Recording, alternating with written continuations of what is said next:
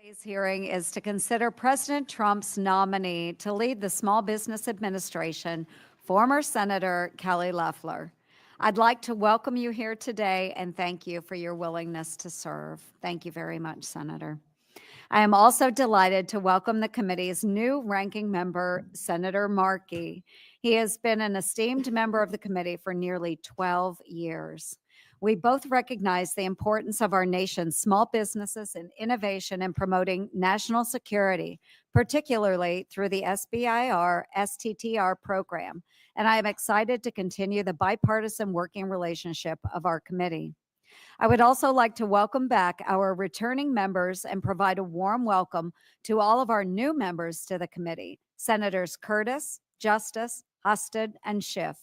I am looking forward to working with everyone, and I expect a very productive term where we focus on the most pressing issues facing small businesses, including tax and regulatory relief to ensure our entrepreneurs thrive.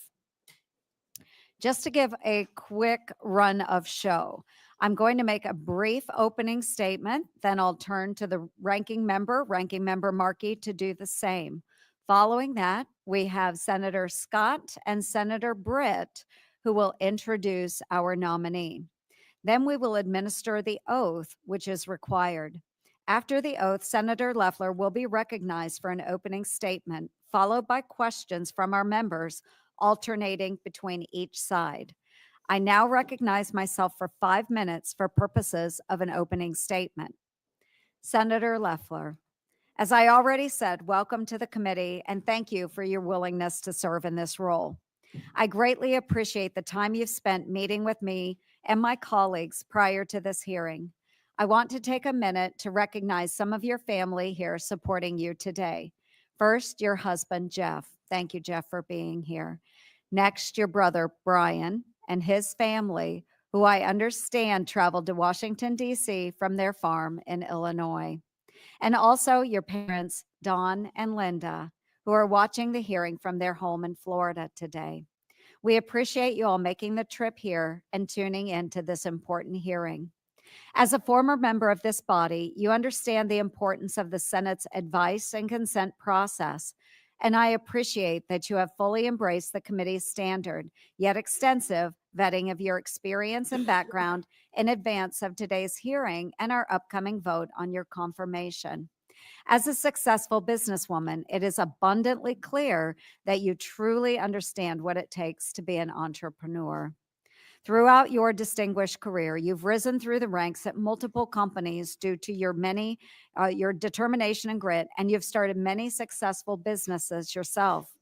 Most importantly, you understand what it means to be overrun by Washington's bureaucratic overreach, and that government must instead get out of businesses' way so they can thrive. Small businesses and their advocates are excited for your leadership. The committee has received several letters of support for Senator Loeffler's nomination. The mission of the SBA is to aid small businesses to ensure economic prosperity and free competition. Traditionally, SBA administrators' programs and services fall into 3 main buckets. There's counseling, contracting, and access to capital.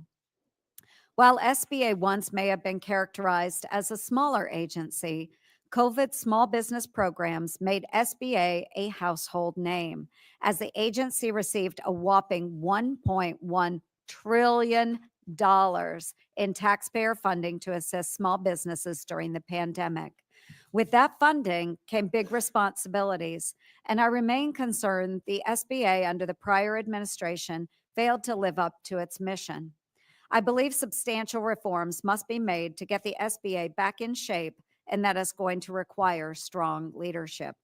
The Biden administration decided to turn a blind eye to COVID fraud and delinquencies, refusing to properly collect outstanding debt and fraudulent funds, which has huge implications to the taxpayer. Reports have indicated SBA charged off about $18.6 billion worth of idle loans in fiscal year 2024. Not once during the Biden administration was the SBA able to provide an accounting of their loans receivable and loans guarantees, which meant that the Government Accountability Office hasn't been able to even issue a financial audit of the agency since fiscal year 2020. SBA also completely mismanaged and misinformed Congress last year regarding its disaster loan account, resulting in a shortfall lasting 66 days, an unacceptable failure for the disaster victims in North Carolina, South Carolina, Georgia, Virginia, and Florida. I do appreciate that once the account was funded, SBA staff worked around the clock, including over the holidays, to get the money out to disaster victims. But I never want to see that situation unfold again. While SBA is failing, it also appears that its workforce continues to stay at home, while its more than 246,000 square foot Washington, D.C. headquarters sits empty. The GAO found that even if everyone did show up to work in person, the SBA's building space would still only be 67% utilized, which is a complete waste of taxpayer money. That is why I introduced a bill to relocate 30% of the headquarters workforce to the SBA district offices across the country and cut 30% of office space. The SBA has been completely out of touch with the real world challenges of entrepreneurs.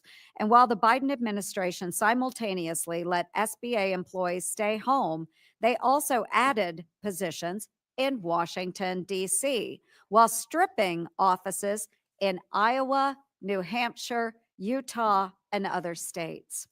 I would like to work with you, Senator Loeffler, on ways to ensure SBA is effectively utilizing its personnel and ensuring that small businesses in all parts of America are able to access SBA programs if they need them. I've detailed these concerns and others regarding the mess you have to clean up from the Biden administration and potential landmines you will encounter in a letter to President Trump on day one of his new administration. I ask unanimous consent to enter this letter into the record. Without objection, so ordered. In Iowa, Main Street is in trouble, and I hear from my colleagues that this is true in their states across America. Small businesses are the lifeblood of our rural communities, and for too long under the Biden administration, they've been crushed with red tape and woke program requirements, with no one caring about how that affects the day-to-day operations. I see a great opportunity for the Trump administration and you, Kelly, to revitalize small businesses in America. Thank you again for being here, and I look forward to your testimony. I now recognize Ranking Member Markey for his opening statement. Thank you, Madam Chair, and congratulations to you. Welcome to everyone here. I'd like to take a moment to welcome the newest members of the committee. On the majority, it's Senator Curtis and Justice and Husted. Congratulations. And on the minority, Senator Schiff from California. I look forward to working with all of you. Senator Schiff, I extend my sympathies to you and the people of California. It's devastating to see the horrific damage caused by recent fires in your state. We stand with you in these challenging times. But unfortunately, climate disasters like those in California and that damage that was caused by just Hurricane Milton and Hurricane Helene in a 3-week period in September and October of last year, those 3 storms cost $500 billion worth of damage, much to small business. I mean, that's more than half of the defense budget of the United States. That's the damage caused by 3 storms in a very brief period of time, not counting all the other damage that's caused. And it's only going to get worse and more expensive unless we invest in long-term solutions to keep communities safe. We need to provide resources for small businesses in places such as California and the southeastern states to recover, to adapt, and to innovate. And I was looking forward to this hearing to discuss work together on behalf of America's 34 million small businesses, including more than 722,000 small businesses in Massachusetts. We have 7 million people in Massachusetts and 722,000 small businesses. That's our state's identity. It is small businesses. However, we find ourselves in a new reality, where programs across government can be cut at a moment's notice with a cryptic two-page memo, leaving lawmakers and American families alike scrambling to figure out whether the government is open for business. Can a new business owner looking to open her beauty salon expect to close on an SBA loan and get her money on schedule? Yesterday, we heard conflicting answers out of the White House, and I can only imagine what that uncertainty does to a first-time small business trying to meet its expenses. Unacceptable. We can't allow a plumber or a childcare provider in every town, America, someone that may have spent their entire life working for someone else and is ready to invest in themselves, to question whether their government will keep its word and stand behind them. Apparently, we also live in a new reality where more than a dozen inspectors general can be fired without notice or cause in clear violation of the law that required a 30 days notice. Mike Ware, the inspector general at SBA, was illegally fired by President Trump on Friday night while he was at dinner with his wife. Inspector General Ware has earned bipartisan respect for his candor, for his meticulousness, and his tireless work ethic over 34 years of service. And because of his work, he was elected to actually chair the government-wide Council of Inspectors General. Having independent oversight at SBA is more important than ever given the breadth of its work. And I might add here that under Mike Ware's leadership as SBA's Inspector General, he collected $9 billion in COVID-related fraud. Mike Ware did that job. And he's the chair of all inspectors general. Just for the record, he got fired on Friday night illegally with no notice. Just wrong.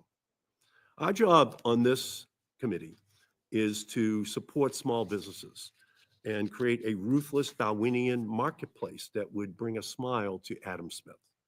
Massachusetts is one of the wealthiest states in America per person, so we believe in capitalism, but we also believe in fairness. I want to ensure that every enterprising kid with $1 million idea has the chance to fairly compete in the marketplace. We can promote innovation and competition by strengthening programs like SBIR, or the Small Business Innovation Research Program, and STTR, the Small Business Technology Transfer Program, which help bring many innovative ideas to life. In Massachusetts, small businesses have won more than $8 billion in SBIR awards and over $722 million in STTR grants.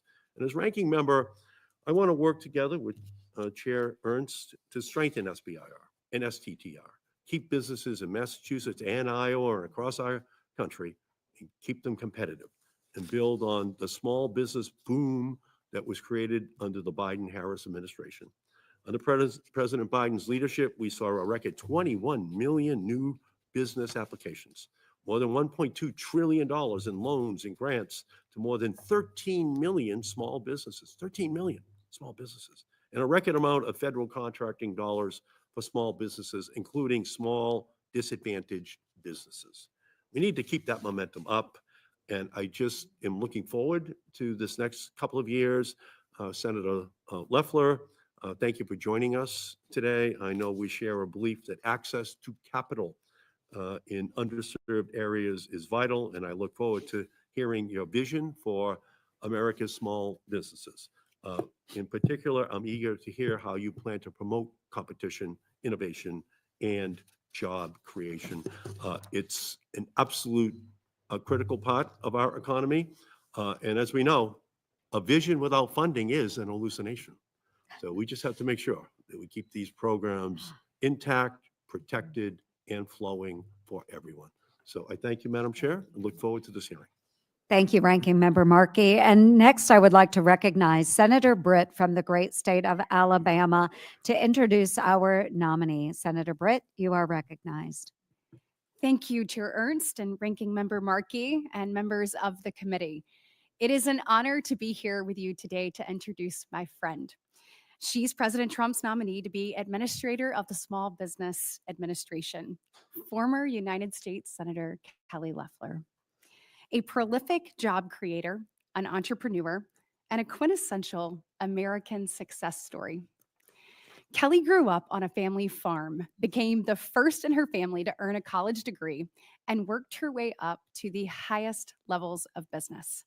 She joined Intercontinental Exchange when it had under 100 employees, and then spent nearly 20 years building it into a global powerhouse and a Fortune 500 company.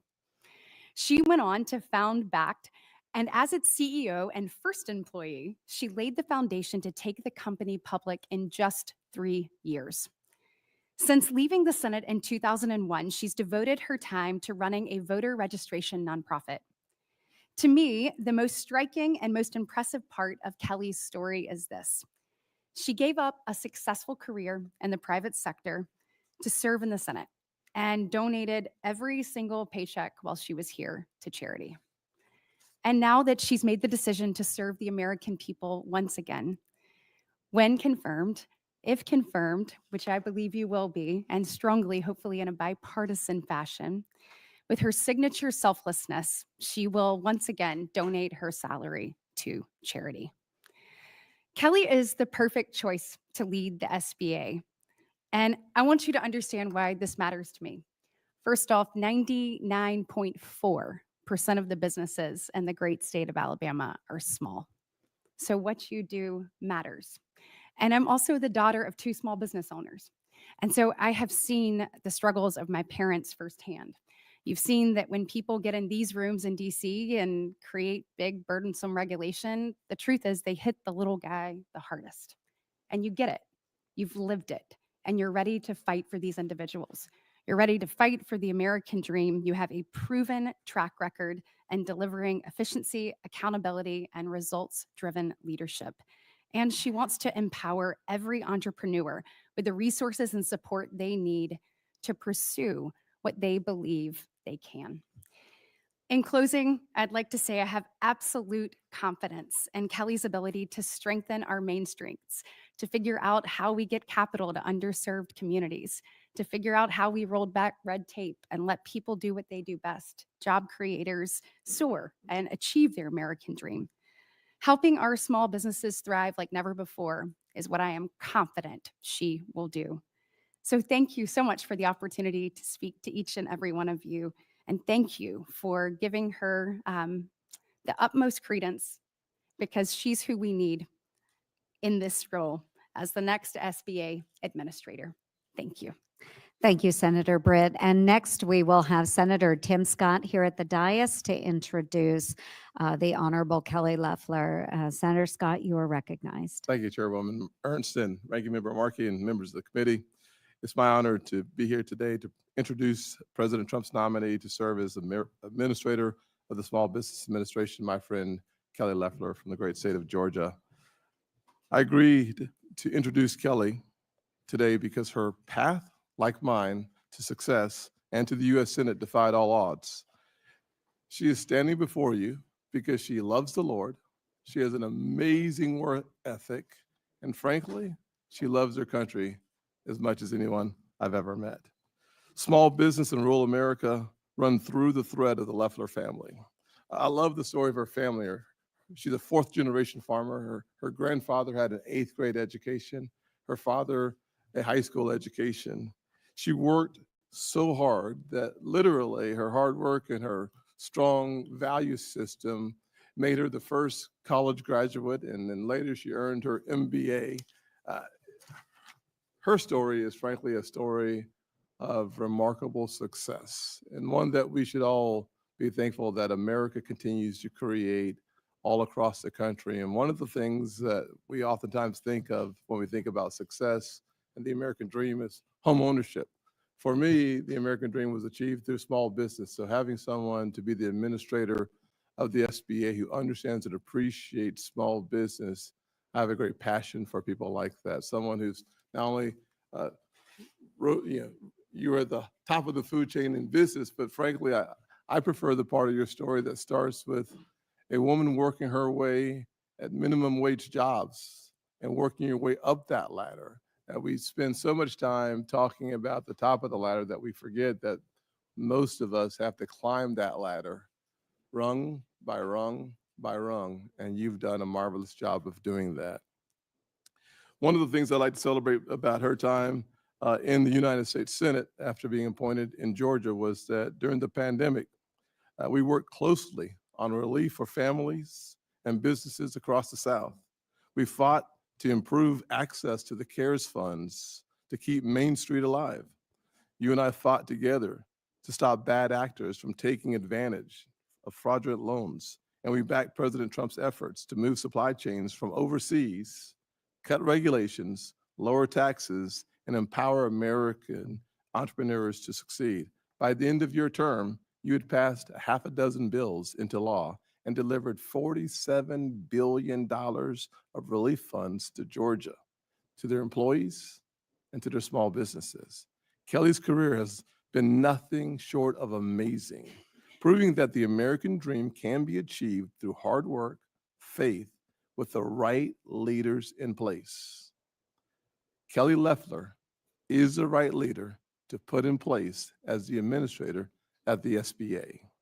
Her proven track record is why we can have great confidence that the SBA will return to the gold standard under your leadership.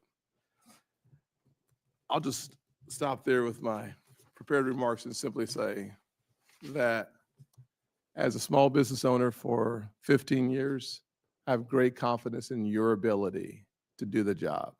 To my fellow members of this committee, I hope that you'll hear her out, but I'm also asking for you to vote for her, because it is time for us to right the ship, to focus on the underserved communities around this country, and to make sure that every single zip code in this nation has strong, powerful small businesses, because without small businesses, we will have high unemployment, low enthusiasm. Thank you for your time. Thank you, Senator Scott, for that kind introduction. Now, I will note that the vote has started, so if we have members further down the dais that would like to go vote now, please do so. Ms. Loeffler, if you would please rise, we'll swear you in. Okay, Ms. Loeffler, raise your right hand. And this is the tradition of the committee to swear in our nominees. So we are swearing in today Kelly Loeffler to be administrator of the SBA. Please answer the following questions. Do you solemnly swear to tell the truth, the whole truth, and nothing but the truth, so help you God? Should you be confirmed as administrator, are you willing to appear and testify before any duly constituted committee of Congress when requested to do so? Okay. Are you willing to provide such information as requested by any such committee? Thank you. You may go ahead and take your seat, Ms. Loeffler, and you are now recognized for 5 minutes to provide your opening statement to the committee. And let me just say it's a distinct honor to be here today. Chair Ernst, Ranking Member Markey, and members of the committee, it's truly an honor to be before you today as President Trump's nominee for the administrator of the Small Business Administration. I'm as humbled to be here today as I was serving alongside many of you in the U.S. Senate, and I've appreciated the opportunity to meet with you, nearly every member of this distinguished committee in recent weeks. I'm especially grateful to President Trump for entrusting me with the privilege and responsibility of serving America's 34 million small businesses. There is no stronger advocate for these job creators than our president, and I share his commitment. If confirmed, I will work tirelessly with him to make small business great again. I want to thank my incredible husband, Jeff, my wonderful family and friends who have joined us here today, and in person and via broadcast. Most importantly, I give all thanks and glory to God. As someone who has spent my life working in small businesses, starting them, growing them, and helping them succeed, I know that small business is big business for America. They comprise 99% of all businesses. They create 2 out of every 3 new jobs and employ nearly half of the private sector workforce. They are the opportunity and innovation engines that drive prosperity and growth, and they power the American economy as much as they power the American dream. In his first term, President Trump made historic strides to empower job creators and job seekers alike, driving small business formation, a blue-collar boom. And through historic tax cuts, trade deals, and deregulation, his agenda created 7 million new jobs, delivered historically low poverty, and record employment for minority communities. His first term accomplishments were so great that following the 2024 election, small business optimism recorded its largest jump since 1980. That was more than 2 months before he even took office. Small business is in my DNA. I grew up the 4th generation on our family's farm in Illinois. My wonderful parents, Don and Linda, didn't have degrees, but they had faith and grit. They worked relentlessly to sustain our farm and small trucking company, risking everything to provide for us while navigating volatile commodity markets and complex regulations, and facing countless day-to-day challenges. It's where my Midwestern work ethic was ingrained, working in our soybean fields and waiting tables at local restaurants, preparing me for a lifetime of growing and starting businesses. I became the first in my family to graduate college, later earned my MBA, and became the only CFA ever to serve in Congress. Since then, I helped grow a startup into a Fortune 500 company. For 10 years, I co-owned a WNBA team. I later launched a financial tech company as the founding CEO and first employee. I recall managing budgets in Excel spreadsheets, hiring my first team member, and working with regulators as much as I recall ringing the bell when 2 of those companies went public. In the Senate, I strongly supported President Trump's historic agenda and pandemic response. Having spent years as a small business owner, I made it my mission to serve as their voice. I spent much of 2020 delivering relief, traveling the state of Georgia, and meeting with Main Street entrepreneurs like Eric and Rachel from Dockside Seafood in Savannah. They were struggling to navigate the PPP program. The loan that we helped them get didn't just save the restaurant, it saved the jobs of 35 Georgians. And I'm so proud to say that they're still in business today. Now, no matter the business, the challenges are consistent. From managing inflation and capital to hiring a skilled workforce and weathering uncertainty. Job creators in the last 4 years have faced rising demands to comply with new rules, often drafted with unknown cost and consequence. This regulatory complexity crushes growth, picks winners and losers, and denies opportunity to those who dare to dream of a better future. If I have the honor of being confirmed, I'll leverage my decades of business experience to champion America's entrepreneurs. We'll cut red tape and modernize this agency while restoring the accountability and transparency that taxpayers deserve. I will crack down on fraud with a zero tolerance policy while shifting SBA's focus DC back to Main Street across America. And if confirmed, I'll collaborate across government and the private sector to deliver efficiency and results. Importantly, we will responsibly and urgently meet the challenge of disaster relief. I am committed to serving all who are impacted, from North Carolina to California to Hawaii. Each taxpayer dollar entrusted to the SBA should have an economic multiplier effect, delivering productive capital to grow manufacturing, strengthen rural communities, create jobs, and develop critical technologies like AI and chips. I believe we must continue to empower entrepreneurs from all walks of life, including women and veterans. Above all, the SBA's founding mission needs urgent restoration, empowering small businesses and growing our economy. That's exactly what the America First agenda does by ending inflation, cutting taxes, unleashing American energy dominance, slashing regulation, and reining in waste, fraud, and abuse across government.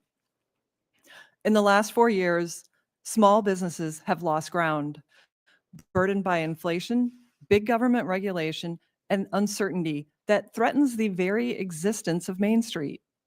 President Trump's proven agenda will restore the small business economy, marking a return to Made in America with a golden era of prosperity and growth.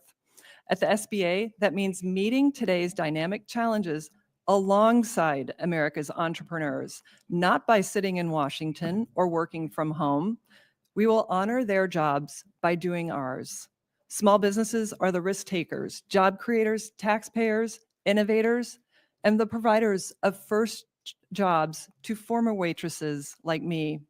They represent the best of American free enterprise. Like President Trump, I've signed the front of a paycheck. We both understand there is nothing small about small business. Chair Ernst, Ranking Member Markey, and committee members, thank you for your dedication to small business.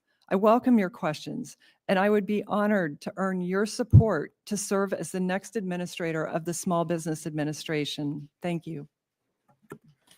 Thank you, Senator Loeffler, for your testimony. Before we move to questions, the committee has received several letters of support for Senator Loeffler's nomination, and I ask unanimous consent to enter into the record letters of support from the following organizations: America's Small Business Development Centers, Independent Community Bankers of America, Independent Women's Forum, Job Creators Network, National Association of Development Companies, National Retail Federation, Small Business Investor Alliance, Small Business and Entrepreneurship Council, National Association of Government Guaranteed Lenders, International Franchise Association, National Restaurant Association, Georgia Public Policy Foundation, Governor of Georgia, Brian Kemp, Association of Women's Business Centers, Economic and Community Development Institute, U.S. Black Chambers Incorporated, and the National Small Business Association. Without objection, so ordered. So at this time, we will go ahead and move on to questions. So I now recognize myself for 5 minutes of questions. Senator Loeffler, in our conversation, you made it clear that given your time in the Senate, you understand the role of Congress. You denoted, given your business experiences, you'd view us as your board and the taxpayers as your shareholders, with responsibilities to all of us to ensure the SBA moves forward in the right direction. Unfortunately, the Biden administration did not share this view. I repeatedly requested information, and those requests were ignored or fumbled. Can you commit to provide this committee with the documents and information it requests in a timely manner? Absolutely, Chair Ernst. I look forward to a collaborative and responsive relationship. Yes, and I think that is essential to a good partnership between Congress, the Small Business Administration, and our constituencies. That's who we serve. So thank you for that. Last year, SBA failed to alert or provide the committee with information before the agency ran out of funding for its disaster assistance program. Can you commit to more transparent, timely, and forthright dialogue between the SBA and this committee should you become administrator? Absolutely, Chair Ernst. This should never happen. It will not, and we have all the controls. Thank you. I'd like to move on to your goals and vision for the agency. Now, we know that it's extremely important to me that we right-size the SBA and get it on a clear course to deliver its mission. Within your first 100 days as administrator, what would be your primary goals and objectives to get the SBA back on track? Thank you for the question, Chair Ernst. And I too enjoyed the time that we were able to spend together with you and your staff. I think your leadership of this committee is critical, and I appreciate the work that you've done to date. I look forward to working with this entire committee toward the aims of restoring the Small Business Committee, the Small Business Administration, to serving small businesses and supporting economic growth in this country. That's our North Star. In order to do that, we must have accountability at this agency. It's in dire need of restoration. And that starts with shoring up the financial situation. The fact that this agency has not been able to pass an audit for 4 years is a disgrace. We must make sure that we are accountable to taxpayers, that our programs are solvent and working toward the aims of serving small businesses. So obviously, we're going to get our financial house in order and do it quickly. And we're going to do that in addition to making sure the programs are working for small businesses and taxpayers. We know that the core 7A program, loan program, is in need of oversight in terms of understanding the rising delinquencies and defaults. We will take a hard look at that.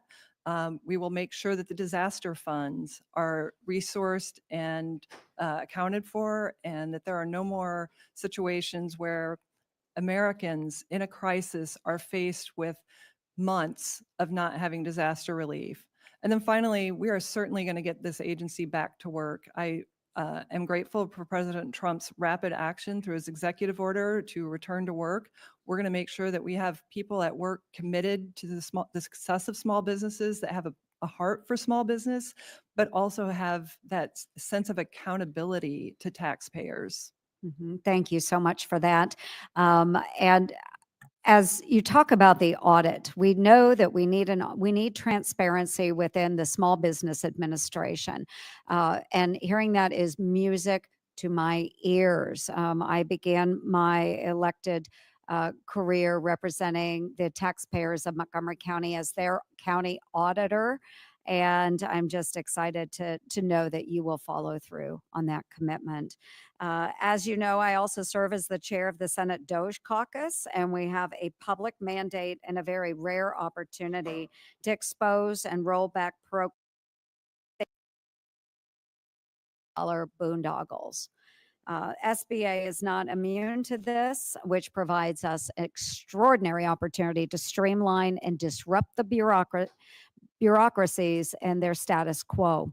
Will you commit to examining programs to root out fraudulent actors? This is critical because we're over 4 years past COVID. The last administration took a pass on rooting out fraud in these programs. I appreciate your work and your legislation continuing COVID collections to make sure that we go after those that want to defraud the government. We, as I said, we will have a zero tolerance policy toward fraud, but also toward waste and abuse. And we will root that out within the agency and those that seek to exploit the programs. Very good. Thank you very much, Senator Loeffler. At this time, I will turn the gavel over to Senator Curtis while I go vote, and I will recognize Senator Markey, Ranking Member Markey, for your questions. Thank you, Madam Chair, very much. On Monday night, President Trump's budget office issued a memo that directed agencies to cut off all federal spending outside of payments to individuals. The Trump administration issued this order even though this spending was authorized and appropriated by Congress and intended to benefit the American people. So my first question is very straightforward. Do you believe that this action by the president to cut off federal funding authorized and appropriated by Congress was lawful? Senator, I disagree with the premise of your question because the money was certainly with regard to the agency's discretionary in many cases, but I fully agree with President Trump's decision to stop wasteful spending. It resulted in a landslide victory that many Americans were waiting for relief against excessive government spending that has skyrocketed inflation in this country. He froze all programs. He did not freeze programs that had waste, fraud, and abuse. He froze all programs. Do you think that's lawful, that he can freeze all programs?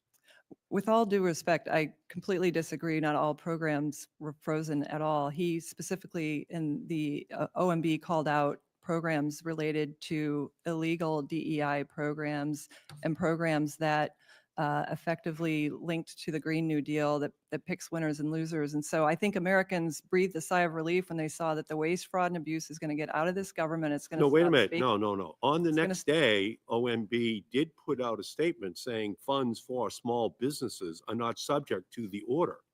So he did not single out of these programs initially. They were they were under this cloud of freezing all programs that had to be clarified.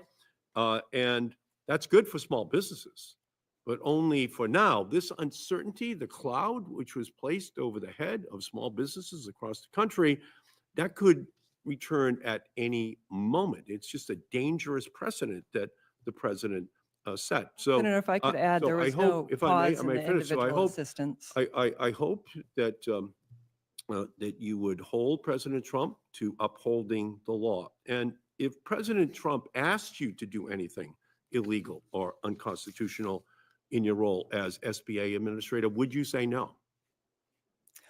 Ranking Member Markey, the president is not going to ask me to do that. I'm not going to create a hypothetical situation here. I will faithfully uphold the law, and President Trump is fighting for The Americans to president get has back. already acted illegally twice in the last 5 days. He I fired the respectfully inspector. He disagree. fired the inspectors general. That was illegal Yeah. under the law. No. He froze all funding on Monday night. That was also against the law. So it's not as though he won't ask you to do something illegal, unconstitutional. He's been doing it all week, and this is the first week. So let me move on. Since its creation in 1982, Ranking Member Markey, the if I could just SBI for the record note that these were not illegal actions. I support the president's actions. It's in his right to select the members of the executive branch. That's what he was doing. And he certainly is in the right to stop wasteful spending, the as most president presidencies violated a do statute when they by come in to firing. pause wasteful spending. Thank you. No, the president violated a statute by firing the inspector general. It requires 30 days notice. It's a statute passed by Congress, signed by a president. It's a violation of the law. He does not have the ability to be a king. Senator, a I believe dictator. there's precedent for this, and He has it's in to his right as follow the head of the law. executive. Now, let me move on to SBIR, which has had staggering success across the country, and especially in Massachusetts. Overall, Massachusetts has received 26,000 SBIR and STIR grants, $9 billion in funding. And I strongly believe in these programs and their potential for just supercharging our economy, as those programs have in Massachusetts and states all across the country. And when I met with you, you mentioned that SBIR awards should be awarded on a merit basis. And I agree wholeheartedly that merit drives innovation. So will you commit to working with me and the committee to ensuring that any SBIR, STTR reauthorization effort maintains a merit-based process and does not limit innovation? Absolutely, Ranking Member Markey. If I have the honor of being confirmed, I will look forward to working with you. And I know we have a lot of common ground in support of small businesses, particularly the SBIR. And for those watching, it's the Small Business Innovation Research Program that allows the United States to be at the forefront of technological, biomedical, and other types of national security related technology, research and innovation that is so important to this country. Thank you. Okay, thank you. Thank you, Mr. Chair. I now yield 5 minutes to myself. And I'm so pleased, Senator, to have you with us. And we'll call you Senator, at least for now. When you came into my office, I really appreciated the connection we made about small businesses in our own lives and in your family's lives. And like many of the members here, we can all identify with the statistics in our state. I don't think they're very different in mine. It's 99% a small business. Over half of all the employees in the state are small business. And it's such an important part of our economy, yet they often lack resources and don't have some of the advantages of larger businesses. And one of the things we discussed when you were in my office is how to best hook up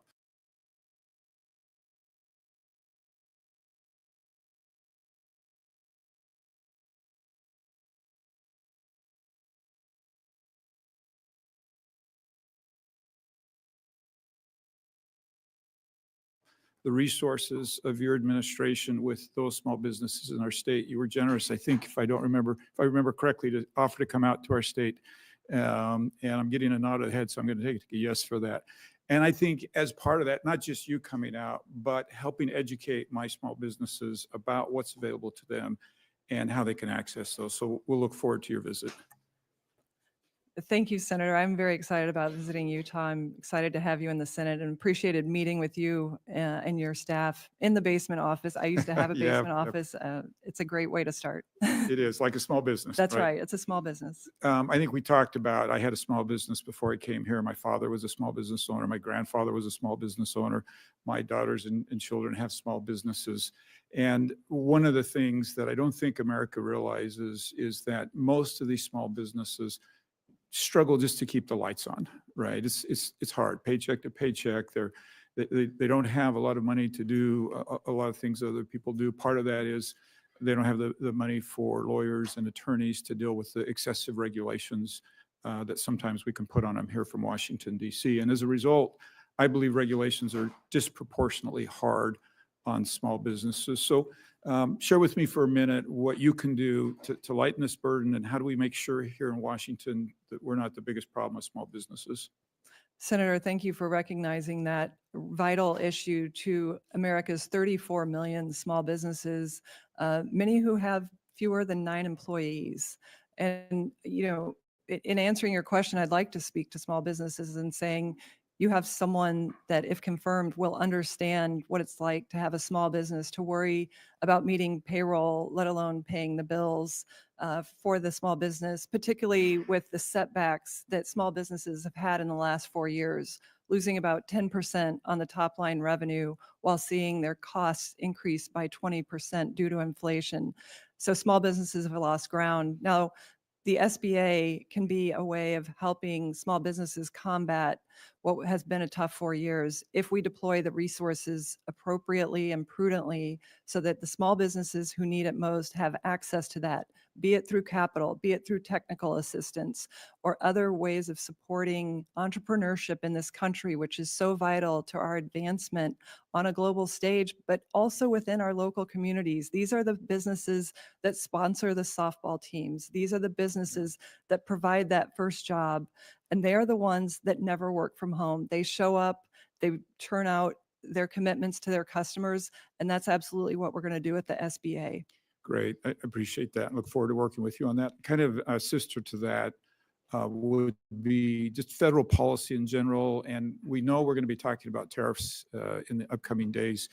Once again, these are disproportionately hard on small businesses. And we had this conversation in my office too. Would love to invite you to work with the administration and the Senate as we move into a world where tariffs are a real reality, to figure out how to help small businesses accommodate better to those tariffs. Things like a different runway timeframes in when those hit the small businesses. Can you just comment on how we can deal with our small businesses and what might be one of their most difficult challenges?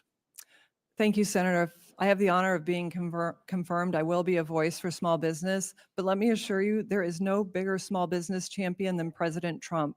He will make sure that small business has a voice at the table. But I also think it's important that we look at the data and not the hyperbole that happens sometimes in the media. President Trump was successful in implementing tariffs in his first term, but also successful at keeping inflation right around that 2% mark, which is really, some facts that the media always overlooks. So you have my commitment that small businesses will be considered in all the decisions we make. And that's something that I know firsthand from President Trump. He is their biggest advocate. I think I should yield my time. And thank you, Senator Curtis, for manning the chair. I now recognize Senator Hirono. Oh, Thank you, Madam Chair. Mrs. Loeffler, welcome. As part of my responsibility as a member of this committee, as well as all the other committees on which I sit, I ask the following 2 initial questions of all nominees who come before any of my committees. So I'll ask you, since you became a legal adult, have you ever made unwanted requests for sexual favors or committed any verbal or physical harassment or assault of a sexual nature? No, Senator. Have you ever faced discipline or entered into a settlement relating to this kind of conduct? No, Senator. During the pandemic, you opposed Planned Parenthood health centers receiving PPP loans for ideological reasons, even though, like other nonprofits, they were eligible for loans as later determined by SBA's own Inspector General. Last week, the president fired the IG without proper notice as required by law. And it's clear that President Trump believes he can do whatever he wants. As the administrator, should you be confirmed, would you commit to implementing SBA programs in a fair and impartial manner? Senator Hirono, let me first say I hope that we could be able to meet. I requested several meetings. I keep the people of Maui in my prayers. I know that they're still struggling through the disaster that occurred about 18 months ago, and I hope that we can work together. But let me correct, with all due respect, the premise of both premises of your question. I objected to the Planned Parenthood receipt of COVID relief loans because they did not fit the parameters of the Actually, Ms. program Loeffler, because of the affiliation. You do know that requirements. the IG said, took a contrary position. So all I'm asking is whether you can be fair and impartial in being the administrator of SBA, a very important position, as you say. There's so many small businesses throughout our country. So just a simple affirmation that you can do so is what I'm asking. Senator, I will faithfully uphold all of the laws and ethics rules. Well, the thing is that, as I mentioned with President Trump, the laws that he likes are the ones he likes, and then the ones he doesn't like, he considers them to be illegal, but I will move on. As a senator, you co-sponsored the resolution recognizing Brian Sicknick, the U.S. Capitol Police officer who was brutally attacked during the January 6th insurrection and who later died. As a result, last week, the president issued blanket pardons for the January 6th insurrectionists, including those responsible for attacking Officer Sicknick. Do you agree with the president's decision to pardon these violent offenders? Yes or no? Yes, Senator, I strongly support President's pardon. These individuals were denied due process, and it's time to get past political persecution in this country. That's what Americans voted for. Mrs. Loeffler, they were not denied due process because they were tried and found guilty, and some of them even admitted their guilt. So I am disappointed that you agree that these violent, basically criminals, should be pardoned. Then we get to the Lahaina wildfire.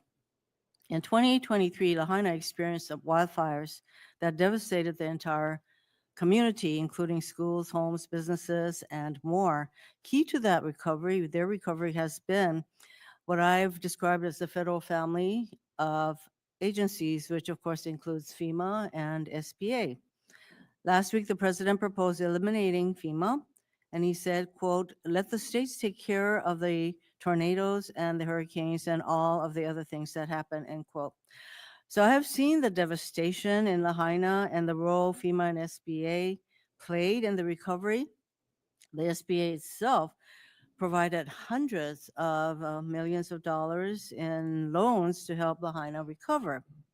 It would be a huge mistake to eliminate SBA's role in disaster response and relief and have states fend for themselves. Do you agree with the president's recent comments that states should be left to fend for themselves during and after natural disasters? That's another yes or no question. Senator, I disagree with the premise. The president strongly supports disaster relief. He was on the ground just last week in North Carolina. Well, unfortunately, and he California. also said. And I also that mentioned states- Hawaii in my opening remarks that we do support the continued relief there. So you support the continuing involvement of the SBA in recovery? Yeah, and the president's been clear that Thank you. individual assistance will not be paused. I'm glad you do, and that you support the continuing role, important role of SBA. You know, when you were running for U.S. Senate, time flies. Yes, the senator's So, time has expired. I think, are you having a second round? We can do a second round, yes, Senator If not, Hirono. I'll certainly submit questions for the record. Thank you. Thank you, Senator Hirono. Next, I will recognize Senator Budd for 5 minutes of questions. Thank the chair. Senator Loeffler, congratulations on your nomination. Thanks to your family and your friends for being here and for leaving your role in private work twice to serve our country. So thank you for what you're willing to do. Um, Your state and my state and several others have gone through quite a lot since late September with Hurricane Helene. In the moments where I wasn't in Western North Carolina myself, I was able to see, was able to look up and see a television. It was you standing there, I believe it was in Valdosta, with President Trump, committing that if he were reelected, he would support. He's lived up to that. He's been back to Western North Carolina. I believe he's our rebuilder in chief. So one of the things that we saw was that the SBA under President Biden, it failed to notify Congress in a timely manner about the depletion of the disaster relief fund and didn't fulfill their reporting requirements along the way. So if confirmed, how would you ensure timely and accurate reporting to Congress regarding disaster loan account balances and funding needs? And how would you address the transparency failures that we saw during the Biden administration? Thank you for this important question, Senator. And let me assure you, my prayers are with the people of Western North Carolina. I know the president was there recently and is truly the rebuilder in chief, as are many private enterprises in your own state, Samaritan's Purse, and I thank them for their dedication across the Southeast. And my prayers are with the people of Georgia and all impacted. But let me say what happened on October 15th when Congress was shocked by the news that despite assurances 2 days earlier, the disaster relief funding had run out. Now, in business, this would never be tolerated. And we see examples of this everywhere within this agency that I know we're all trying to get our arms around and make a quick correction on. You have my commitment that we will ensure that disaster relief funding is there for hardworking Americans when they need it.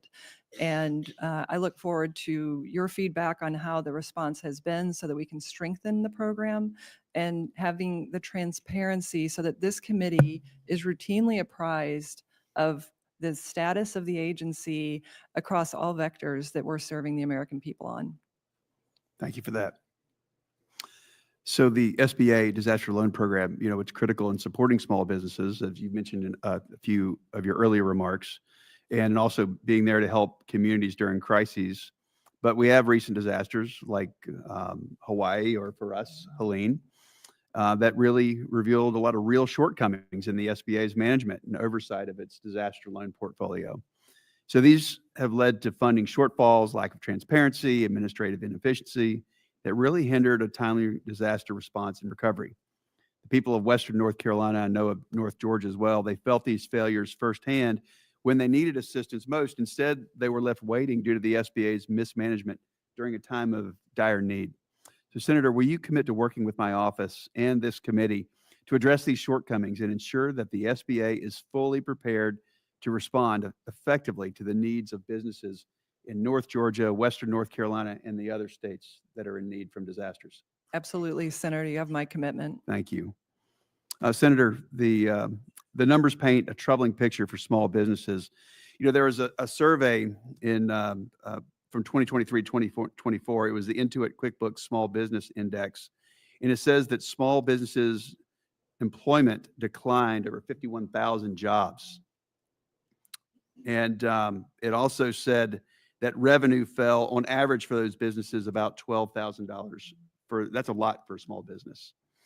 So, and that's also the steepest year-over-year decline since the Obama administration of 2015.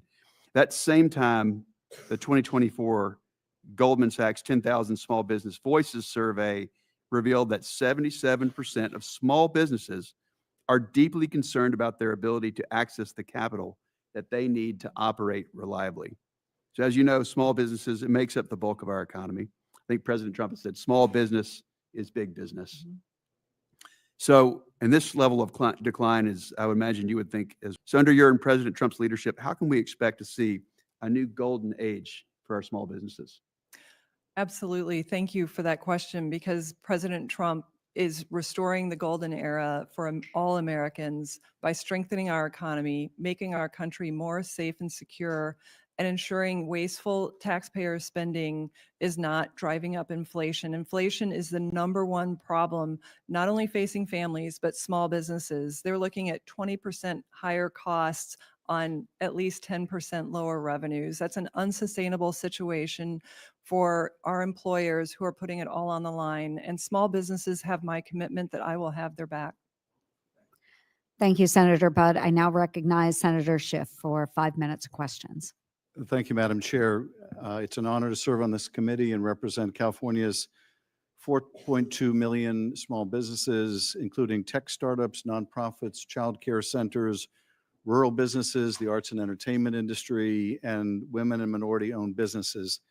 That number is growing daily, and I am very proud to represent these incredible business owners, innovators, and hardworking employees. Senator Loeffler, I appreciate the conversation that we had last week. I think it was last week. The weeks have seemed endless these days. As you know very well, horrific wildfires and high winds have ravaged California over the last month, displacing thousands of families and destroying homes, schools, community centers, places of worship, and countless small businesses. As these fires have impacted the livelihood of innumerable Californians, it is crucial that we know California will have the full support of the federal government to respond, to recover, and to rebuild. And we must rebuild resiliently. The SBA provides disaster assistance for homeowners, renters, nonprofits, and businesses of all sizes affected by natural disasters. I got to see this really in operation, visiting the Discovery Resource Centers in Los Angeles, in Westwood, and in Pasadena. SBA was on hand in large numbers to help small business owners and homeowners find what resources were available to them to help them recover and rebuild. I do want to echo the concern raised by my colleague, Senator Markey, about the freeze on federal funding. I know there has been a subsequent statement saying that the freeze order has been lifted, but not the freeze. None of us really know how to make heads or tails of that. But what concerns me is that even if the administration says that help to individuals will not be affected by this, if federal funding to SBA is curtailed, then it means SBA cannot make loans to individuals and to small businesses. And at a time when Californians desperately need that help, any delay, any uncertainty will just add additional injury. I've also been distressed by some of the calls to condition funding to California. California has contributed more to the recovery of other states than any other state of the union. And I want to ask you, first of all, to recommit to something we discussed privately, and that is to ensuring, if confirmed, that all states, not just California, but all states receive speedy relief for disaster victims and survivors without regard for whether a state is red or blue or green or yellow or anything else. Are you committed to, in a colorblind, political affiliation blind way, make sure that SBA assistance is speedily provided to small businesses in every state?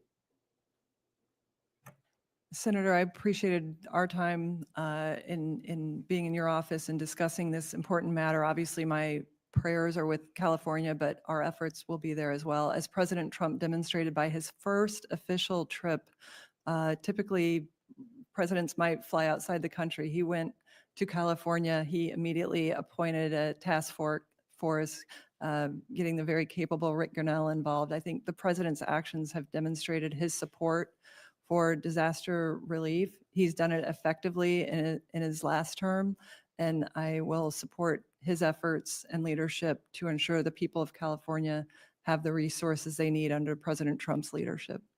Well, let me just say I was grateful the president came to Los Angeles. I felt that if he saw the damage, he could not help but be moved, and I think and hope that he was. I am concerned, though, about some of the statements he has made about tying disaster assistance to the passage of completely unrelated voter ID laws or, frankly, any other unrelated policy matter. Let me also raise the need to, not just with respect to the disaster in California, but elsewhere, make sure that the SBA is proceeding apace with a sense of urgency, that it is efficiently and effectively processing loan applications. I realize the balance is difficult because you have to avoid fraud, and there was massive fraud in among some who were applying for COVID relief. We do not want to see that repeated, but nevertheless, we don't want to see excessive delays either. Frankly, I think firing the Inspector General harms the ability to ferret out waste and fraud and abuse. But are you committed to doing everything you can to provide speedy attention to SBA applications while providing at the same time safeguards to avoid fraud? Yes, I am, Senator. Thank you. Thank you, Madam Chair, or Mr. Chairman.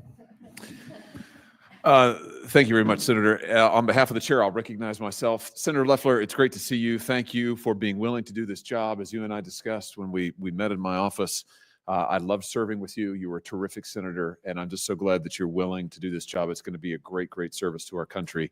Let me just ask you a question or two to start with about the priorities at SBA. I noticed that on day one of his administration, the last president issued an executive order directing federal agencies to adopt a broad racial equity agenda. And that was particularly a focus of SBA over the last 4 years. In fact, according to one report, by far the largest program that uses racial preferences in the federal government is the 8A program run by SBA. To be eligible for it, companies had to show various racial and other characteristics in order to access funding. A federal court in Tennessee ruled it unconstitutional. Another federal court struck down a similar requirement, also administered by SBA, the Restaurant Revitalization Fund. Here's my question to you. President Trump has now, thankfully, with his own executive order, said we're going to put a stop to these DEI programs. How do you see implementing that at SBA? And will you get SBA refocused on actually helping small businesses, no matter who the owner is, no matter where they are? There'll be no tipping of the scales in order to fit some bureaucrat's agenda. We're going to help those in need, get them stood up. We're going to execute on the mission of SBA. Tell us what you'll do about that. Senator, thank you. Thank you, and I appreciate the time we spent in your office discussing these matters. Importantly, President Trump's EO overturns a divisive and illegal DEI program that was spread throughout the government, and particularly within the SBA. This will allow us to reduce the burdens on small business for costly implementation of needless programs. But moreover, I think the best way we can serve small businesses is making SBA lending available to all who qualify, as opposed to picking winners and losers and pitting Americans against one another. So you have my full commitment that we will root that out and make sure that it is broadly available to all who qualify. That's a fantastic answer. I'm glad to hear it. And let me just ask you about another priority. While the last administration's Small Business Administration was focused on this DEI agenda, what it was not doing was helping people in rural areas of the country, like most of my state. In FY24, just to take one example, SBA made 103,000 loans. Only 12,000 of those went to rural businesses.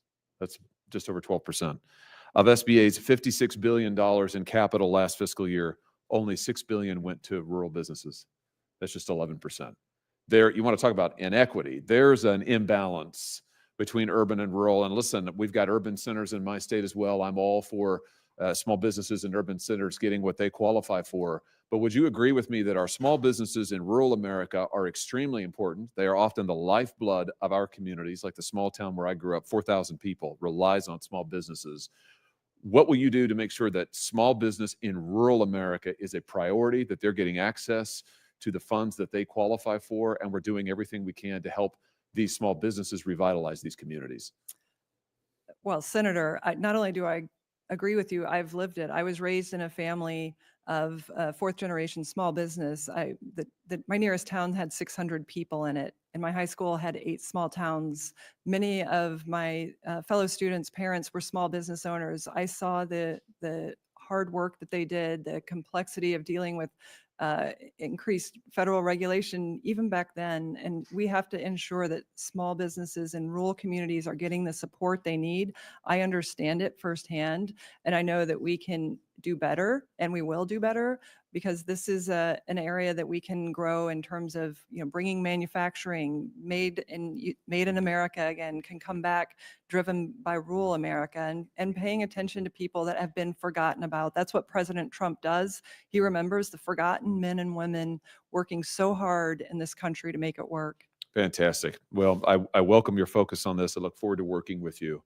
Let me ask you just about fraud and waste and abuse. And you've talked about this some. I think your answers have been very heartening. You remember, in fact, you referenced it at the height of the pandemic. Congress enacted the so-called CARES Act to provide very necessary relief to millions of Americans. We also, at the same time, created, however, a special inspector general to monitor any fraud and abuse in that program. Now, for reasons that continue to elude me, the last administration, the last president, when he came to office, almost immediately limited the remit of this special inspector general, then tried to effectively defund it. And now we find out hundreds of billions of dollars were wasted or fraudulently dispersed or not properly paid back under these programs. Would you agree with me that we need the special inspector general, SIGPER? We need that office to be properly funded. We need it to be given the jurisdictional authority that it deserves. Senator Ernst has a bill to make sure that SIGPER gets that jurisdictional authority. Would you support that? And can you talk to us about the need to be rooting out fraud and abuse and corruption?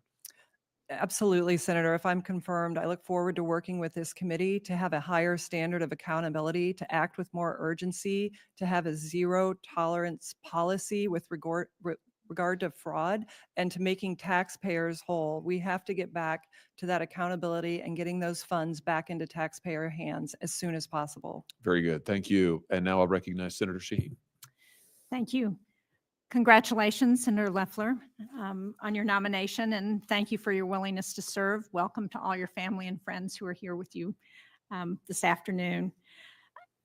New Hampshire, like many of the states represented on this committee, has over 99% of its businesses who are small businesses.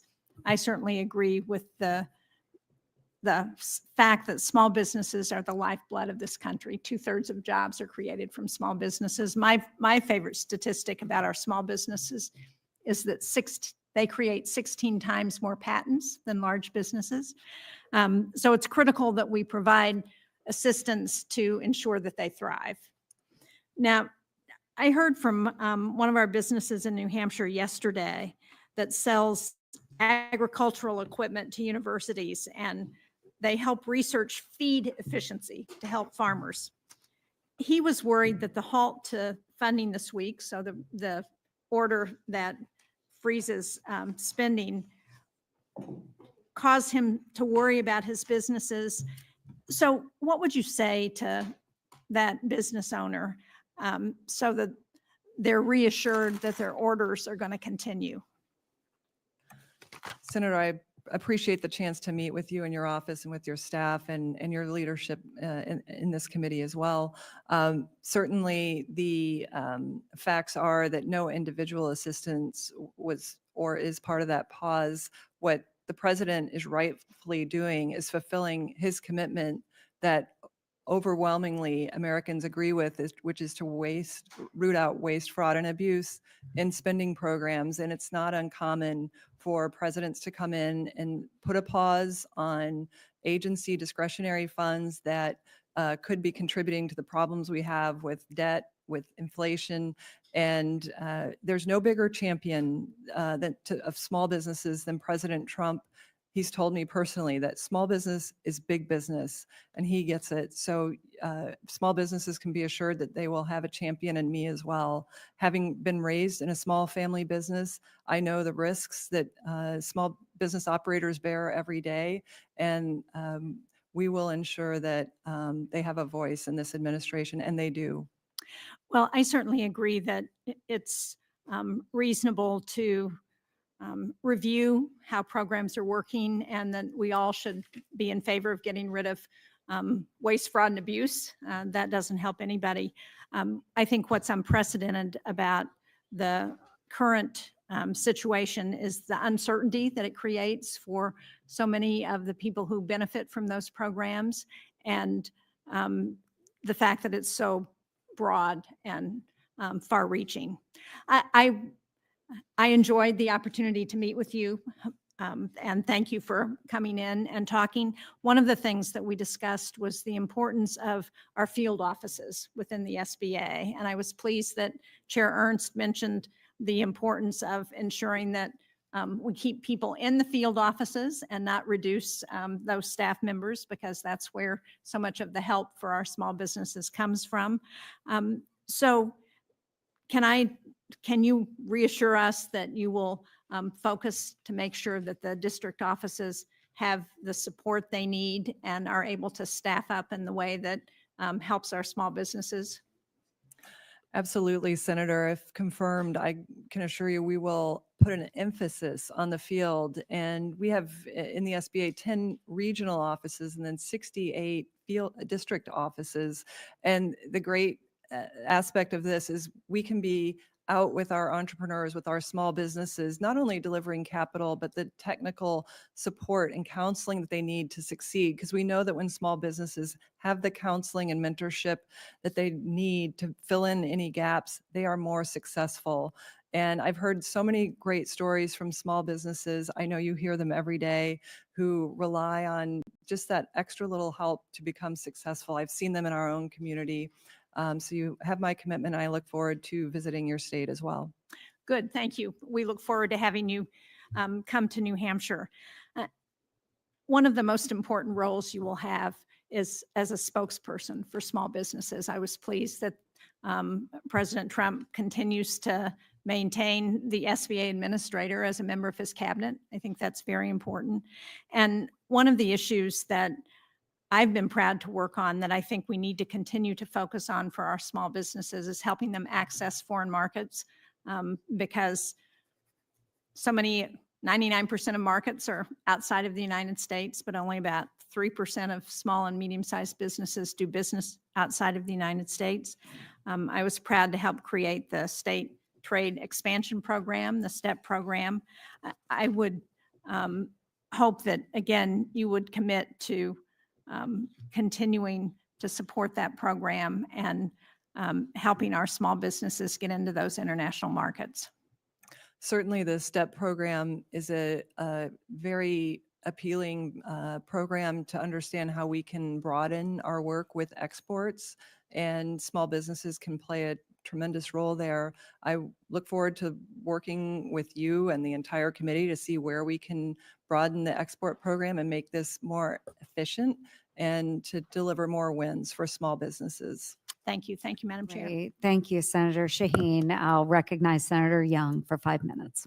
Thank you, Madam Chair. Welcome, Senator Loeffler. It's great to see you here today, and congrats once again on this nomination. It's good to see your husband, Jeff, a Hoosier, fellow Midwesterner, behind you as well. When my father heard not only that I was elected to the United States Senate, but that I was going to sit on the Small Business Committee in the U.S., and I can't tell you how excited he was. He perhaps perceived this to be known as the most powerful committee in the U.S. Senate. It's not always known for that, but it was the most important committee to my dad, because when my dad was getting started in the business, he relied on SBA support, loans in particular, to help him grow his business.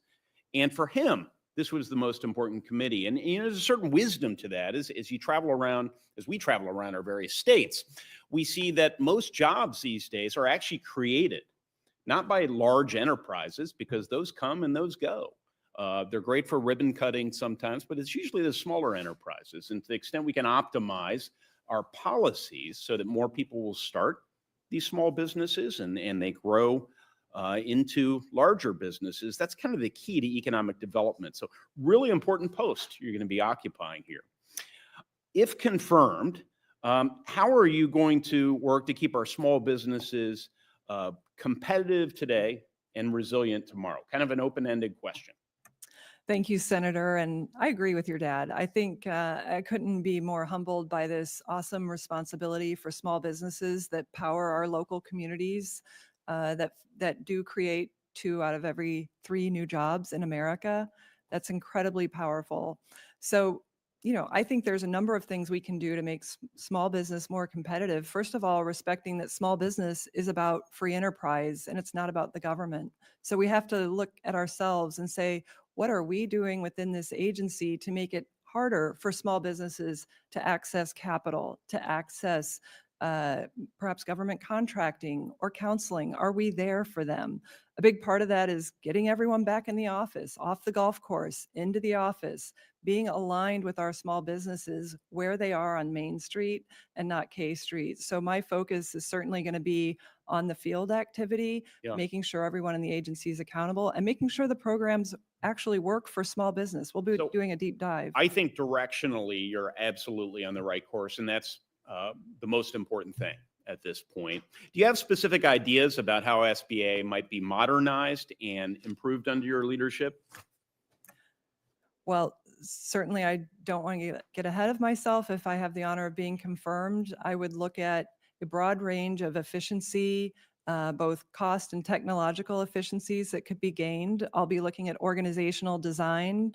I'll be looking at skill sets and training that might be needed to deliver our services to increase our response times to small businesses. And we'll be metrics driven. We'll have goals and we'll be reporting that out to this committee. Well, I think there are members of this committee, count me in, who want to help you and the rest of the administration be successful as it relates to small businesses and the Small Business Administration. One of the things that you might consider doing is prioritizing an incentive for new businesses and small businesses to adopt the latest technologies. I just had a great exchange with Howard Lutnick, Secretary of Commerce nominee, and we emphasized the importance of digital trade, which he strongly supports, unlike, unfortunately, the previous administration. But I think that's encouraging. But related to the Small Business Administration, I found that many Hoosier small businesses rely on digital tools, but the law doesn't clearly state if these costs qualify within the 7A loan program. So if someone wants to buy an AI technology, for example, it's unclear if the law will include that.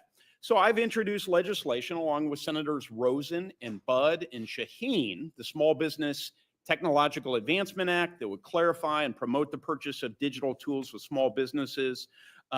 If confirmed, would you be willing to work with me on this topic? Senator Young, absolutely, if confirmed, I would be. AI is at the forefront of both, as President Trump said, a wake-up call to American innovation, but potentially as tools for automating small businesses, making them more efficient. And whether it's things like co-pilots or agents, I would support looking at that as a solution. Well, thank you. And I will be submitting a question for the record on another important topic I know to you and our small businesses about how you intend to address bolstering SBA's cybersecurity infrastructure. Thanks so much. Very good. Thank you, Senator Young. Senator Coons. Thank you, Chair Ernst. Thank you, Senator. Great to be with you. And thank you to your family and those who are here to support you. As I hope you know, your predecessor in this position in the previous two administrations, I've had a particularly strong working relationship with. SBA Administrator McMahon came to visit Delaware several times. We worked well together. I would agree. My dad said the same thing, says Senator Young's comment. My dad started and ran a small manufacturing business, and he thought this was the most exciting committee I could possibly on. And it has been in the past a very productive committee. My hope is that we will get back to churning out legislation that works with you, that we will appropriately authorize and appropriate funds, review funds and programs. When we had a chance to meet 2 weeks ago, one of the programs I brought up was SCORE, which I suspect everyone knows was founded in Wilmington, Delaware. That's my obsession with SCORE. But I think one of the highest federally appropriated dollar for actual impact programs in history. There's more than 10,000 volunteers through SCORE who deliver roughly 4 million hours a year of free business plan consulting. SCORE clients return $59 in tax revenue for every dollar appropriated to SCORE. It needs to be reauthorized. We need to look at it to ensure it's operating well and that there's accountability. Would you support SCORE and its reauthorization and work with me to achieve a bipartisan reauthorization if confirmed? Senator Coons, I thank you for the time you shared in your office. I was also just delighted to hear now about your dad's sentiments. I agree. And I look forward to working with you to review SCORE, see how it can be made more robust, and to evaluating the program and sharing all of that data with this committee so that we have a very collaborative approach to ensuring our efforts are making a difference for small businesses. As you note, it's definitely had an impact, and we want to make sure that programs that work are made available to more entrepreneurs. Well, those 10,000 volunteers help more than 300,000 entrepreneurs. So I'm very hopeful we can work together on that. A piece of legislation Senator Rubio and I, now Secretary Rubio and I, worked on for several Congresses was to help make sure that SBIR grantees actually produce commercialized technology. About half of SBIR awards lead to commercialized technology, but half don't. And this would specifically authorize some of the pre-market scale-up costs through SBIR. It's called the Ramp for Innovators Act. The SBA plays a critical role in coordinating SBIR activities across the whole government. I'd be interested in what your priorities would be for SBIR as a program, and whether you would help work with us on reauthorization and ensuring that it doesn't just fund endless research, but actually funds the leap to the marketplace.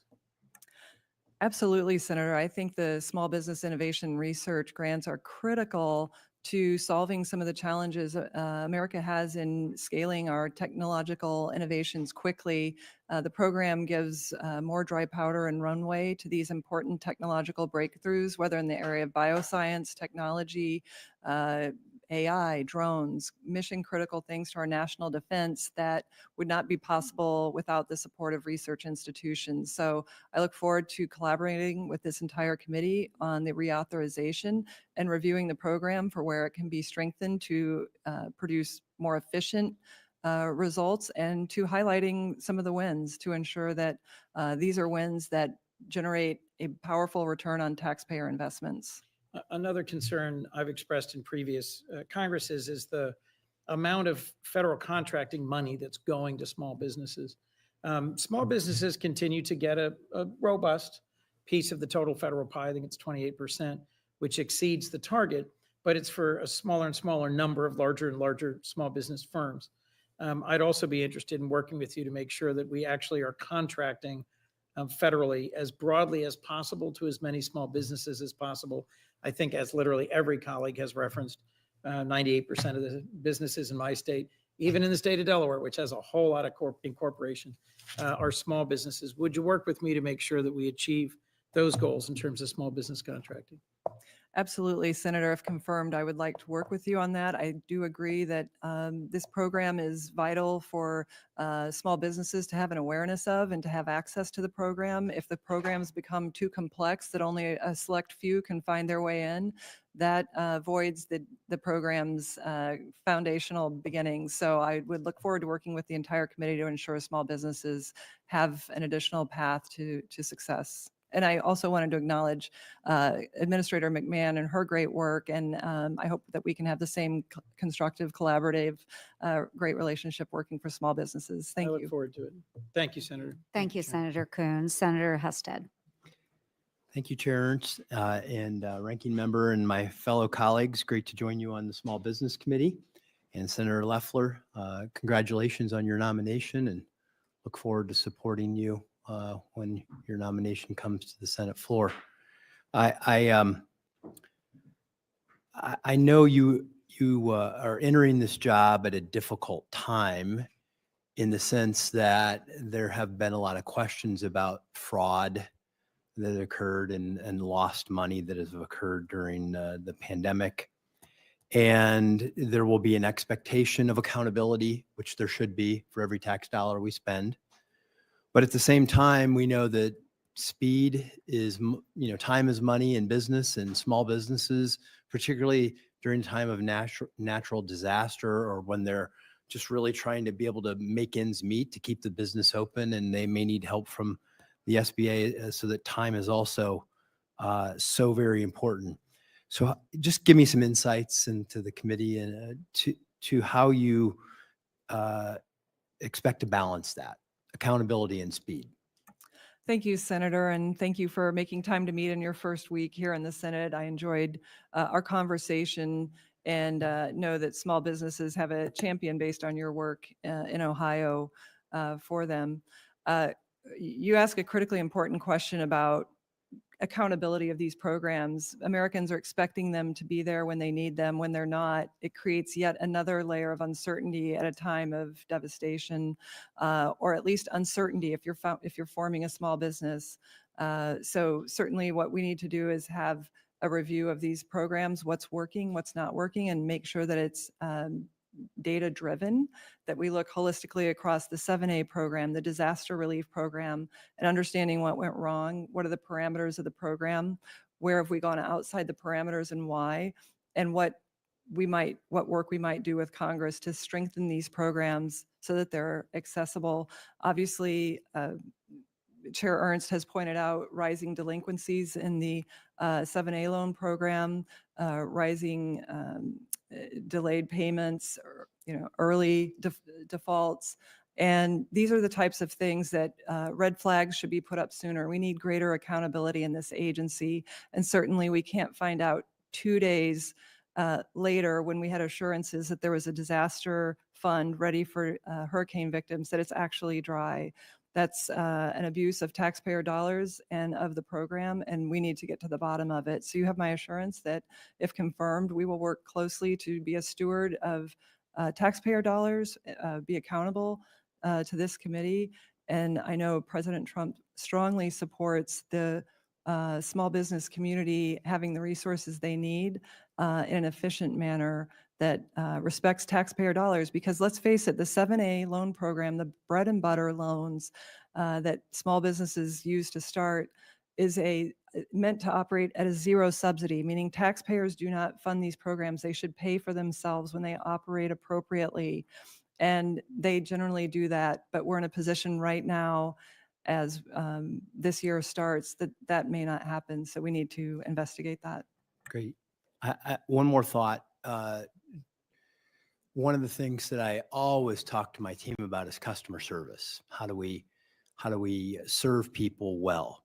And then are we listening to our customer? And then what are they telling us? And then how are we turning that information back to into change, enhancements, things like that we can do. So I'm interested in your thoughts on how you intend to do that, and then encourage you to let us know what you learn so that we can be better in what we do and how we serve those same customers. This is an area that I really look forward to getting into. The field program, the field operation that SBA has could be incredibly powerful to increasing responsiveness, to tailoring programs that are more efficient to deliver resources to small businesses in a way that the original formation of the agency's intent was meant to do. So I think, first of all, getting people back to work, getting people out in the field, tracking the data and using that feedback loop, looking at how long our case times are open. How long is a case open when someone comes to us with a question? How long do they have to wait on the phone for someone to answer it? When you're a small business person, you don't have any extra time. And I think what small businesses want to know is that there are people at this agency that understand the challenges and the complexities that they already deal with, and this agency doesn't need to be one of them. So we want to be part of the solution, not the problem. Great. Thank you. Wonderful. Thank you, and welcome to the committee. Senator Rosen, 5 minutes, please. Well, thank you, Chair Ernst, Ranking Member Markey, for holding this hearing, and Senator Loeffler. When you came to the Senate, your office was across of mine from Russell, and appreciate your service to the nation. You know how this place works and your willingness to serve again. And I too have had a great relationship with all the past administrators under both administrations, because small business matters, and I look forward to having the same ones with you. And our discussions, we talked about the challenges and the resources, and just being able to get to the people who need it and help them do what is their dream or their idea. Really important. So Chair Ernst and I have had, we've had a bill out there for a while. I'm going to talk about a little bit. We talked about it a little bit too. It's on childcare, because childcare is so important, and the rising cost of childcare, severe shortage of affordable options. They're really financially squeezing not just Nevada families, I would say families all over this country, urban and rural, and lack of access to childcare. It's really a problem for small business and parents alike, and it creates barriers for people who want to start or even grow their business, right? And it makes it difficult for small businesses sometimes to retain employees because they struggle to find affordable childcare. So this is why we know this crisis demands action. And yesterday we reintroduced our bill again, Chair Ernst and I, the Small Business Child Care Investment Act. Our bipartisan bill will increase the availability of affordable high quality childcare for working families by allowing nonprofits, your Boys and Girls Clubs, your YMCA, your church, your mosque, your synagogue, whatever that is. I've even talked to senior centers in rural areas. They have a big footprint commercial kitchen. They said, we're a place for the community. We could put up childcare, right? And so this program doesn't cost anything. It just lets down the guardrails so that nonprofits have the opportunity to apply for the same resources. And now they can put this affordable childcare. They're nonprofit. They don't need to make a profit. And we look forward to getting it over the finish line as quickly as possible. And so can you discuss sometime a little bit how you feel about the childcare crisis, how it impacts small business, and are you open to SBA expanding access to resources and loans to nonprofits? Senator, thank you for the question and appreciated our time together in your office to hear more about Nevadans' needs and how the SBA can be part of it. And I think childcare is a relevant issue in every single state across this country. Small businesses, particularly given the need to provide for childcare for the owner, like if you're a small business owner or an employee, it cuts across every single person that touches a small business. And I think small businesses can be part of the solution. And I'd love to work with you and Chair Ernst to review this potential solution and to look at other ways that the SBA might support parents and children as they work in small businesses. So I look forward to those conversations and the input of the rest of the committee as well. Thank you. And something we had a great talk about was our veterans and how entrepreneurial they are and how much they take the things that they've learned in the military and they can translate those to things when they come home. And so Nevada, we are home to over 200,000 veterans and over 23,000 veteran-owned small businesses. And despite this, Nevada was without, for the longest time, a dedicated in-state Veterans Business Outreach Center, easier to say VBOC, until 2023, when at my urging, we pushed the administration to have Nevada have its first SBA VBOC. And our veterans, our transitioning service members, they receive that tailored support they need. And like I said, we talked about it with your own dad and how he started his business. It was such a great story.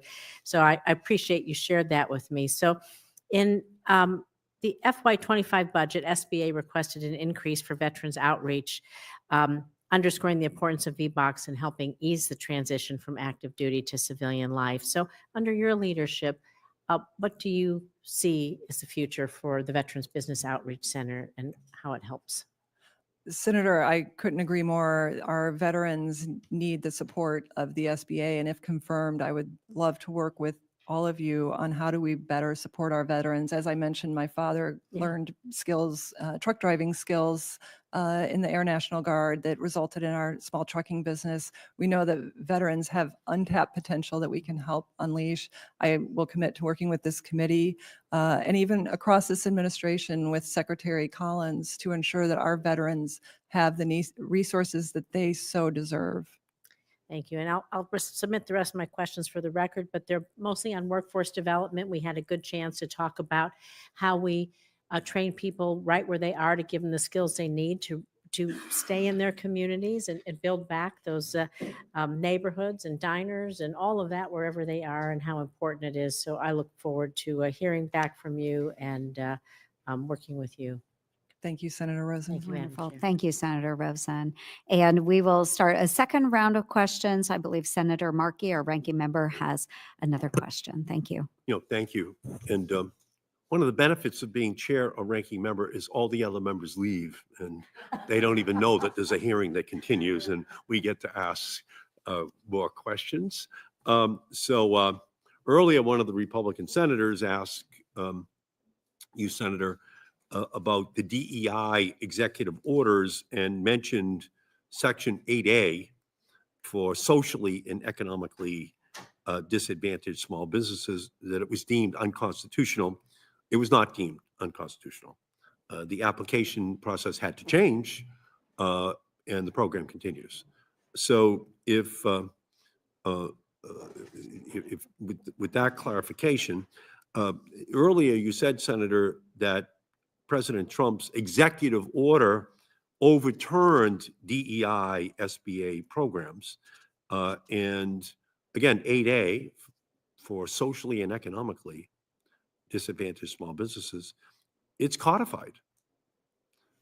So in your opinion, does an executive order overturn a law that was put on the books by this committee on a bipartisan basis? Ranking Member Markey, thank you for the question. I think the important thing to note here is I support President Trump's executive order overturning DEI programs, but I've also Can an committed to executive following order the law. overturn? Okay, I'm sorry. Yeah, please. No. Yes, I've committed to following the law. We will work with the administration to ensure that all Americans have access to the programs that exist in the Small Business Administration under the law, and we'll continue to keep this committee updated as to any modifications as we go. So do you believe the law does in fact, an executive order does in fact overturn a law passed by the House and Senate and signed by a president? Is that your conclusion, that President Trump is right and that all DEI programs are now removed? Ranking Member Markey, I've committed to you that I will uphold the law in all the programs, and we will communicate any changes to the programs to this committee.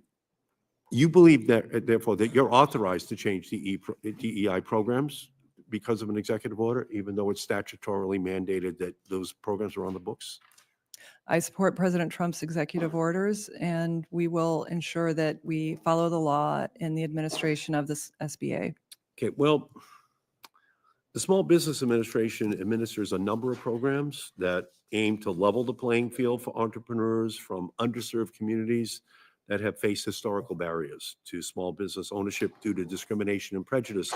The programs that this committee has put on the books include the Service Disabled Veterans-Owned Small Businesses, Women's Business Centers, and 8A Business Development Programs for Disadvantage. And these programs and many others like them are codified into statute. And recent actions by President Trump seek to rescind these so-called DEI initiatives. But as administrator, President Trump's executive order would also direct you to terminate diversity, equity, inclusion, and accessibility positions at SBA. And in light of that, we just have to remember that executive orders cannot change or rescind congressional mandates. We are the Article 1 branch of government. When those redcoats were going down Massachusetts Avenue in Massachusetts, and the Minutemen and women came out in Lexington and Concord, they were saying no taxation without representation. They already had a king. They could pick a prime minister or a president, but they were going to have a House and Senate, which is why we're Article 1 in the Constitution. That's what the Minutemen and women all across our country were fighting for. And so Trump might think he can overturn what we do here, but that's what the revolution was all about. It was about having representation on this committee. And you may say that you're going to support him and that he's the law, but he's not the law. Okay. And I just want to continue this conversation with you because I just think that there has to be an understanding that supporting women-owned businesses. Senator, I can assure you I will do you believe supporting women-owned businesses is DEI? Senator, I've never said that. Senator, I can assure you that I will uphold the law. I was a women-owned business. I had a Right, majority minority women-owned business for a decade. I understand the importance of it. By having a well-functioning agency is the best way that we can assure that there is more access to these programs by a diverse range of communities without picking winners and losers. That's what the American people want. That's why President Trump won in a landslide, because the American people want fairness and merit brought back. And you and I have discussed that in your office. That's what this country is about. But you do understand that it has to be the Congress that changes the laws. It can't be done by executive order? Yes, Senator, I will uphold the law. Okay, thank you. Thank you. Thank you, Ranking Member Markey. And I'll make some comments to this discussion as well. And we know that there are many programs that are codified. They are in law, and you will uphold the law. And I appreciate that answer. Unfortunately, what we did see during the Biden administration was through a lot of supplemental movement from the administration, they did put into place different DEI programs within the SBA. So the executive order is likely to immediately roll back the Biden era DEI mandates that were supplemental, but those that are not legally binding. So yes, I anticipate that you will follow the law, Senator Loeffler, should you be confirmed, and you're well on your way. I will assume your confirmation, not you. But again, there are many things that President Biden took within his own action, his own prerogative within the SBA that was not codified nor approved by this committee. So we will ensure that you follow the law, Senator Loeffler, but certainly we can roll back the things that were unilaterally done by President Biden in the SBA. Thank you. And I will recognize Ms. Cantwell, Senator Cantwell, for 5 minutes. Thank you, Chair Ernst, and congratulations on taking over the Yeah. chairmanship. Great to see you there, and look forward really such a big integration between small businesses in the state of Washington and our military and Hanford cleanup. And so really great lessons that I think could be applied broader to other areas of the government. And great to see our new ranking member, Senator Markey. I know I'm probably feeling ancient at the moment, but it's not that long ago when Senator Kerry was the chairman of this committee, and he brought a lot of energy to the SBIR and other important technology startup issues that were a big part of the discussion at that time. So look forward to working with both of you on the committee. And it's good to see my former colleague again. Congratulations on your nomination. You and I had a chance to talk briefly in the office. I wanted to bring up a couple of things. One, we had this question to Mr. Lutnick today at our commerce hearing, but do you support the Minority Business Development Authority? Senator, thank you for your time in your office. I enjoyed our conversation. Certainly, I appreciate that program that the Commerce Department runs, and see that there's potential for collaboration between SBA. I really do support working across the administration to ensure our resources are utilized and we don't have overlap in our programs, and that they're serving Americans who need those services the most. Thank you. And will you work with me to make sure that the Department of Agriculture meets this same small business set-aside challenge that DOD has so successfully done? But in this case, the Department of Agriculture really isn't giving our small mills the access that they need. And so will you work with me to make sure that those important SBA issues are addressed at the Department of Ag? Senator, I appreciate our conversation about your timber business. I think if confirmed, I would look forward to working with Secretary Rollins to ensure that we have a collaborative relationship. I understand there was previously an MOU with the Department of Agriculture, and hope that we can collaborate to support small businesses in that regard as well. Thank you so much. I appreciate that. And when it comes to, let's just carry that on. One of the reasons why we want this infrastructure is because if you think about reducing the fuel that we need and some of the ideas like cross-laminated timber, you need to have the mills in those regions. And so to get the mills, you have to have the agreement that you're going to give them some supply.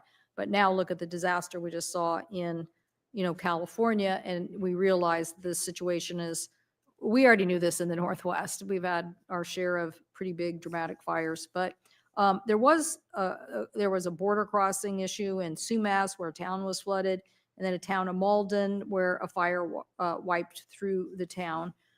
Over 300,000 acres burned in wildfires in my state just in 2024. So how do we make sure that we keep politics? I feel like so much politics happened on federal funding in the last few years. How do we keep the politics out of it and disagreements and make sure? There was a case on the Malden fire where it was delayed for months about a disagreement between the president then and our governor, and it took a new administration. And this was even though Kathy McMorris Rogers and I were working together to say, let's do these funds. And how will you help us make delivering disaster assistance urgently without all this noise that we're hearing? Senator, I appreciate the question, and I think,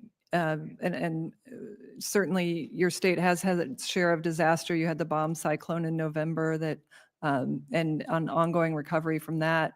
I think Americans were stunned by the politicization of the hurricane response under FEMA, where they refused to go to homes with Trump signs in the front yards. Americans want to see the end to that. We should not be politicizing our disaster response. I think that that's something that we have to restore confidence in, and certainly the SBA will be working with the Trump administration to restore integrity to the relief efforts. I don't know whether the chair has had this issue, but probably, because there's disasters everywhere. And that is this whole debate about the way the funding model works currently in taking care of communities who've experienced disasters. The urban communities, because they have density, are taken better care of. And the rural areas, although a rural community is a rural community. Sumas is an example. It's right by the border. It hangs together. If Sumas isn't there, I'm not sure we can sustain that border. What will happen is it'll get closed down. And then what? All the traffic will then have to go down I-5.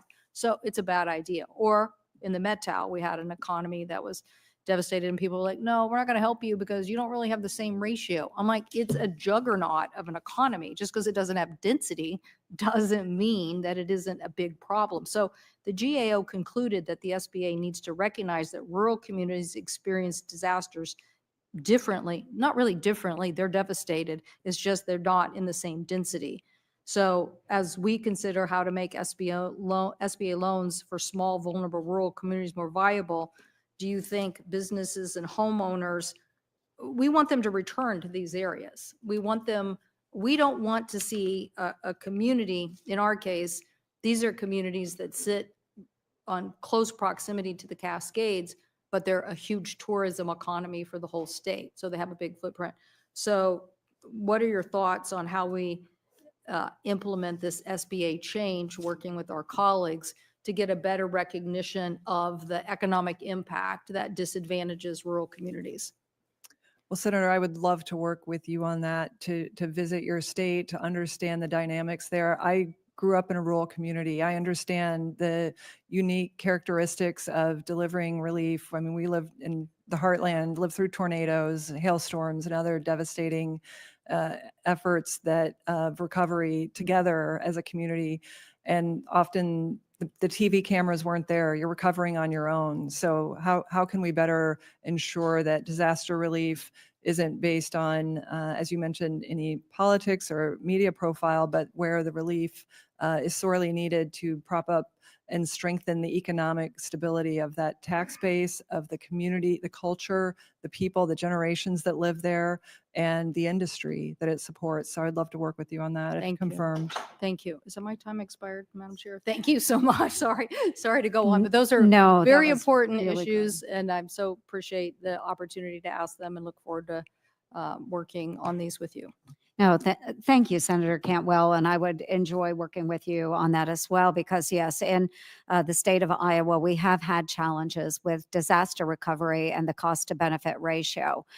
We have struggled with this for a very long time because of our rural areas. And just for the audience, if I can take the chair's prerogative here and share with you, we have many disasters, flooding in particular in Iowa, where many restaurants in downtown rural communities are destroyed.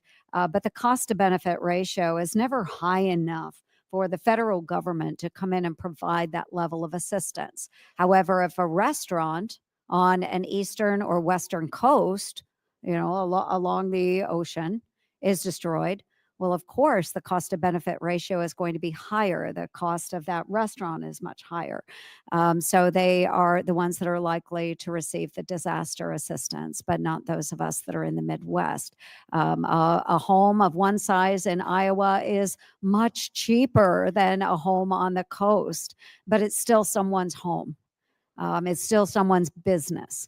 So I think that we have a lot of work to do in this area, and I'd be happy to partner with you on that. Well, thank you, Maria. Madam Chair. And I think the added thing that people don't realize is that it also is an economy that generates a lot of revenue for Absolutely. your state. It could be an ag economy, it could be a Mhm. tourism economy, it could be, a community that offers something different. But if you take that out of, the middle of your state or wherever it is, because the ratio just hasn't been addressed Mhm. correctly, then we're losing out on that big picture economics. So we have to get people to realize that uh, relationship to the state overall should Right. somehow be considered in the ratio. Yeah, absolutely. No, I thank you for that input, Senator Cantwell. And a number of issues were addressed today during this really productive hearing. And thank you for being here. And I want to thank President Trump for your nomination to the Small Business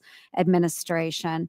I look forward to working with you upon your confirmation into this position. And because there are no other questions, I again want to thank you very much for your willingness to serve and to be here today, and for your family's support of you in this position.